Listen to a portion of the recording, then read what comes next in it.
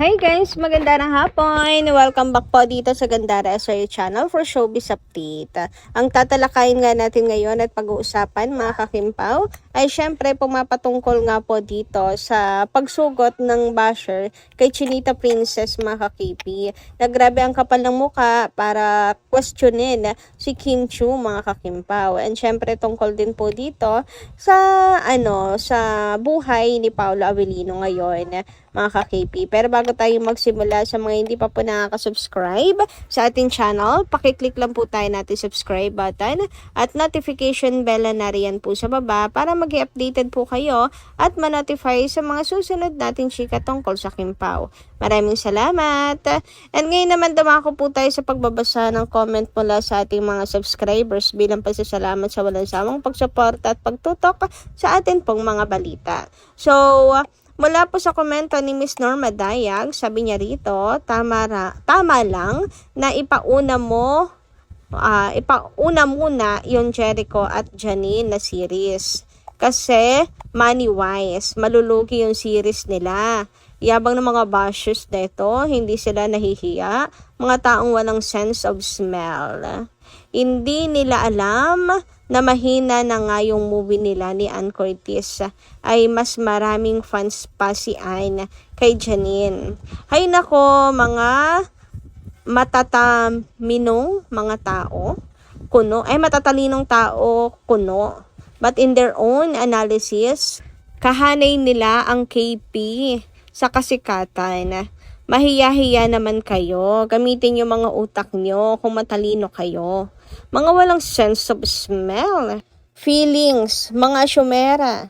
Hindi na mahiya. Sige, subukan natin pagsabayin ang KP at Econy na movie or series and ipalabas. And let's wait and see who among the two makes it in the market. God bless us all, KP fans, especially the legitimate one and also the legitimate ones.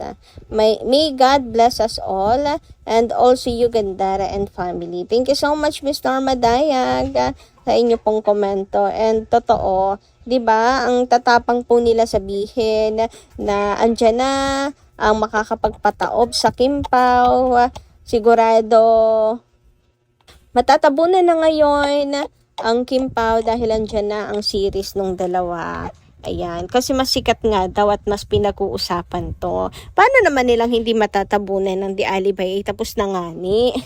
Patapos na nga ni. Saka naman nila inilabas, di ba mga kakimpaw? Sana ini-expect nila, di ba mga kakipi? Pero huwag kayong mag-alala kasi kahit tapos naman na po ang Di Alibay, marami pa rin pong mga bagay na mainit na pinag-uusapan ng Kimpaw. Pinag-uusapan pa rin sila Kim and Paolo kahit tapos na yung Di Alibay. Kasi maraming nangyayari sa buhay nila eh. Ang daming kaganapan sa buhay nila. Pag-open ng business, o diba? Most trending, pinag-uusapan sa social media. Parehas kasi nag-open ng business sina Kim and Paolo. This July, mga kakimpaw. Tapos, parehong nominated sa SDA. Tapos, number 1 and number 2, magkasunuran yung dalawa. O, diba, ang daming paraan, ang daming, para pag-usapan sina Kim and Paolo kahit tapos na yung Di Alibay. Kaya wag po nilang sabihin na, tapos na ang Kimpaw dahil nandyan na sila. Nakakaloka, diba, mga kakimpaw? Anyway, kung talaga matapang, di sabay. Pero, imposible mangyari. Yung management hindi isusugal pagsabayin ng dalawang series. Dahil, gusto syempre, lahat, dahil wala naman silang prangkisa or baon pa rin pong ABS-CBN, kailangan pa rin po nila ng financial, mga kakimpaw. Gusto nila lahat ng projects kikita. So, alam nga namang pagsabayin yung dalawa, di ba?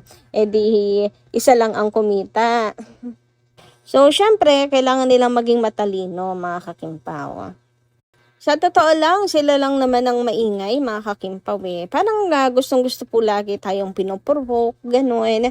Pero alam niyo, napansin ko sa Kimpaw Lanjas, before napaka-toxic din naman talaga. Patol dito, patol doon. Pero ngayon hindi na, mga kakimpaw. Parang dami kasi nangyayari, daming good news, good vibes kina Kim and Paolo. Kaya hindi na nila pinapansin. Kaya nice kung i-congratulate din ang Kim Pao Lanchas, na napaka wise na rin po at marunong nang pumili ng kanilang laban. Tulad dito mga kakimpaw, nakita ko yung post ni MJ Felipe. 3 days ago pa pala to. So may post pala siya tungkol kay Janine. So syempre yung nasa isip ko, alam niyo naman, pagka si MJ, ang Kim Pao Lanchas, na sanay na kasi talaga na nakadikit yan sa Kim Pao. Or Kim Pao fan, Kim Pao lover. Si MJ, di ba, bias niya ang Kim Pao. Tapos ito, kasama niya si Janine. Niisip ko lang, may reaction kaya ang ilang Kim Pao Lancha dito. So napa-check tayo sa comment section. Syempre, chismosa tayo, di ba? Pero sa totoo lang, wala namang masama dyan, di ba? Trabaho naman po yan ni MJ. At saka hindi naman porke kalaban na dito, kalaban niya rin. Yung mga ganong bagay, they have private relationship, mga ganon, mga kimpaw. And kumbaga hindi po natin dapat na saklawin yung mga ganong bagay na lahat aawayin natin. Pero sa totoo lang, pag-check ko sa comment section, daming comments doon. Pero wala akong nakitang katoksikan mula sa Kim Pao Lanchas. Marunong na po talagang lumugar and pumili ng kanilang laban. And understanding na rin talaga ang mga Kim Pao fans. I can say hindi talaga mga fans po or ang KP fans na nagsisimula pinoprovoke lang talaga. And kapag below the belt na, yun pumapatol na minsan. And syempre bilang fan, di ba, pagtatanggol si Kim and Paolo. So hanggat hindi naman sila sinisimula na hindi naman na ang Kim Pao Lancha, hindi naman war freak, gano'n. Tulad nito. Kaya talagang natutuwa ako sa character development. Character development, may pa ganun. Talaga sa Kim Pao Lanchas. Kasi dati talagang patol kung patol agad, ngaw-ngaw agad. Pero ngayon, hindi na. Sa post ni MJ, sabi niya, always fine talking to Janine. O diba, sa caption pa lang na yan, oy, kung dating Kim Pao Lancha pa, hindi naman lahat kasi, may ilan lang talaga mga toxic. Siguro napagod na rin magpanggap. Magpanggap na Kim Pao. Meron ganun nagpapanggap lang na Kim Pao Lancha, pero ang goal is sirain sila Kim and Paolo. So dito pa lang sa post na always fun talking to Janine, merong yan sa KP fans. Kumbaga makokot na yung attention ng KP fans. Pero dahil napaka-understanding na ngayon ng KP fans, wala akong nakikitang katoksikan sa comment section. Here, the newest series under Prime Video and Star Creatives, the Loyalty Kim, continues to make noise and great reception online. So, ito yung nabasa ko lang comment, mga kakimpaw, no? Totoo ba yan, Sir NJ? Kasi I know you are a fan of Kim Pao. But it's okay. God bless. O, diba? Maunawain na talaga malawak na ang pang-unawa. Unlike before talaga. Diba? Nagmamatured na rin ang mga fans. Anyway, dumako naman po tayo dito sa iba pa nating chika. Patungkol po ito sa Please Space ni Paolo Avellino kasi pagka-open nito mga kakimpaw, kinabukasan ang haba pa rin po ng pila. Thank you so much sa update po na isang Kim Pao Lancha na kung saan pumunta po doon siguro para mag-try sa Please Space ni Paolo. Pero grabe ang haba ng pila mga kakimpaw, as in talaga kita nyo yan, super. Kaya nga maganda kung marami silang itatayong ganito, no? So, pinagkakaguluhan to mga kakimpaw. Ayan, sabi dito, ang haba ng pila nung pumunta kami. One thing I like sa Please Space, meron silang priority lane for awesome kids like my baby girl. Super pinag-isipan talaga. Even yung toys for sensory issues. Kudos to the staff na mabait at very warming ang welcome. Babalik talaga kami dito. O, diba? Napakaganda nung talaga.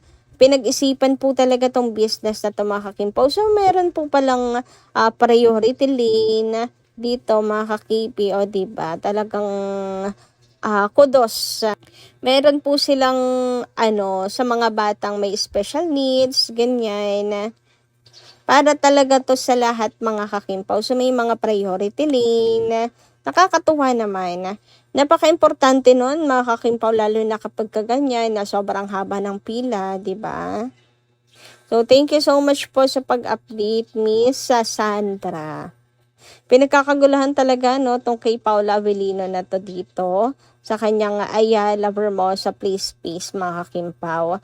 Anyway, dumako naman tayo dito sa pag-usapan pala muli natin itong post na to ni Jane kung saan Jenny na 4 years apart, mga kakimpaw. Ang laki ng pagkakaiba ni Paula Avellino, no? Parang mas bumata nga si Paula Avellino, pero same person lang yan. Pero mas bumata ang look ni Pau, mas pumogi, mas ang yummy ng aura. Yummy ng aura! Bakit gano'n naman yung pag-describe? Pero 'di ba, alam mong alagang-alagang Chinita Princess Huy. So kapansin-pansin talaga, makakimpaw. Iba talaga ang alagang Chinita Princess. Kaya naman pala in love yan kay Kimi kasi napakaalaga ni Kim. Dati na kasing nasabi ni Pau, no, na gusto niya sa babae maalaga. Si Kim, na-describe niya po yan, no, na maalaga. Yes, sabi niya maalaga si Kim, isa yun sa nagustuhan niya. Tapos yung hinahanap niya sa isang babae, maalaga din. O, di ba isa lang ang ibig sabihin nun, mga kakimpaw? So, kaya in love siya kay Kimi kasi maalaga nga si Kim. And kita niyo naman ang alagang Chinita Princess. Grabe, napaka-pogi. Sabi nga dito, mga kakimpaw, may nakita akong post na OMG, iba talaga ang collagen ni Kim Chu. Lalo pumogi. Ang pogi niya, grabe. Super guwapo, talaga naman. Kahit saang anggulo. Face card never decline. Talagang titili ka sa sobrang kagwapuhan ni Paolo. Mapapasana all ka na lang talaga kay Chinita Princess na meron siyang ganyang kapoging jowa. Samantala, dumako naman nga po tayo dito sa pagsuporta ni Chinita Princess kay Paolo sa SDA. So, simula pa lang naman po ay talagang pinahayag na ni Kim ang kanyang suporta kay Paolo Avellino and mas gusto niya na si Pau ang manalo sa SDA sa halip na siya, mga kakimpaw, para sana twice na yung award niya pero hindi. Mas pre-promote po niya si Paolo Avellino and mas excited siya na mag-Korean si Pau. So, bakit nga ba natin to na pag-usapan? Bakit natin to binabanggit ngayon? Meron kasi pong isang basher ni Kim na sinusugod po siya, si Chinita Princess, na nangingialam daw po sa botohan. Dapat daw ay hindi po nangingialam si Kimi or nangialam si Kim Chu sa botohan, mga kakimpaw. Ay, di ba? May paganon. Ang kapal ng mukha para magdesisyon para kay Kimi. Sabi dito ni Celi Torres, nakakawalang gana talaga si Kim Chu. Dapat hindi na siya nakisali sa voting para kay Paolo kasi si Ann kasama sa Showtime. Respect lang sana, Kim Chu, para kang ewan. Kaya sobrang nababash ka, walang isip. Nakaka-disappoint siya talaga. Samantalang si Paolo never nag-post sa kanya in any event. Grabe, super tanga ka talaga. Grabe, ang kapal ng mukha at ang bastos, mga kakimpaw, ng taong to, no? Para sabihang TNGA si Kim at saka walang isip. Grabe naman sa makawalang isip kay Kim, no? Ano naman ngayon kung pre-promote niya si Paula Avellino? Desisyon niya yun sa kanyang buhay na mas piliin si Pau. Alam nga namang ikaw ang piliin, di ba? Bakit hindi naman siya makikisali? Partner siya ni Paula Avellino. And yun din naman talaga ang goal namin. Ang si Paulo naman this time ang panalanuhin. Basta si Paulo ang aming iboboto. Kasi nga, si Kim naman po ang binoto namin noong 2024. Kumbaga, nakadagdag lang sa amin ng energy, ganyan, yung post ni Kim na si Pau naman this time. Kasi alam namin na hindi po dadamdam si Kim kung si Pau ang aming iboboto. So, even without Kim's command, si Paolo pa rin yung iboboto nga namin. Kasi nga, para same na silang merong award. Kaya kung meron man dito nakakawalang gana, hindi yun si Kim Chu. Ikaw yun, madam. Grabe, ang kapal ng mukha, sabihan ng walang isip at tanga si Kim Chu, no? Walang preno ang bibig. And dito pa talaga sa channel ng Kim Paulan siya magsusugot at tol, mga kakimpaw, no? Dito pa talaga siya susugod. Puro kimpaw lanchas yung nandito, di ba?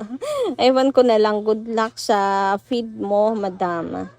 So kayo guys, ano inyo masisay tungkol dito, pa comment nga lang dyan sa baba. Hanggang dito lang muna ang ating update. Maraming salamat po sa pakikinig. And kita-kits po muli sa susunod natin, chika. Maraming salamat. Ingat po palagi.